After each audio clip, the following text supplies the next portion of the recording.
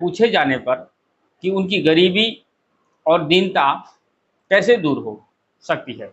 उन्होंने कहा पुरुषोत्तम मास में जो शुक्ल पक्ष की एकादशी होती है वह परमा एकादशी के नाम से जानी जाती है। इस एकादशी का व्रत आप दोनों रखें। ऋषि ने कहा यह एकादशी धन वैभव देती है तथा पाप का नाश कर उत्तम गति भी प्रदान करने वाली है। किसी समय में धनाधिपति कुबेर ने इस व्रत का पालन किया था, जिससे प्रसन्न होकर भगवान शंकर ने उन्हें धनाध्यक्ष का पद प्रदान किया। फिर मुनि कौंडिल्य ने उन्हें परमा एकादशी के व्रत की विधि कह सुनाई। मुनि बोले, हे ब्राह्मणी, पंचरात्रि परमा एकादशी सर्वोत्तम फल देने वाली है। इस दिन प्रातः काल नित्य कर्म से निवृत्त होकर विधि पूर्वक पंचरात्रि व्रत आरंभ करना चाहिए। जो मनुष्य 5 दिन तक निर्जल व्रत करते हैं वह अपने माता पिता और स्त्री सहित स्वर्ग लोक को जाते हैं। हे ब्राह्मणी, तुम अपने पति के साथ इसी व्रत को करो, इससे तुम्हें अवश्य ही सिद्धि और अंत में स्वर्ग की प्राप्ति होगी।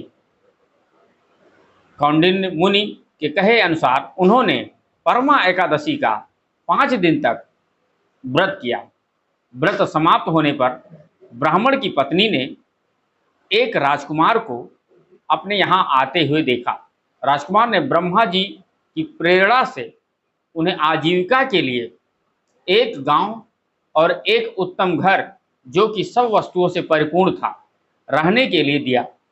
दोनों इस व्रत के प्रभाव से इस लोक में अनंत सुख भोग कर अंत में स्वर्ग लोक को गए। जो मनुष्य परमा एकादशी का व्रत करता है उसे समस्त तीर्थों व यज्ञों आदि का फल मिलता है।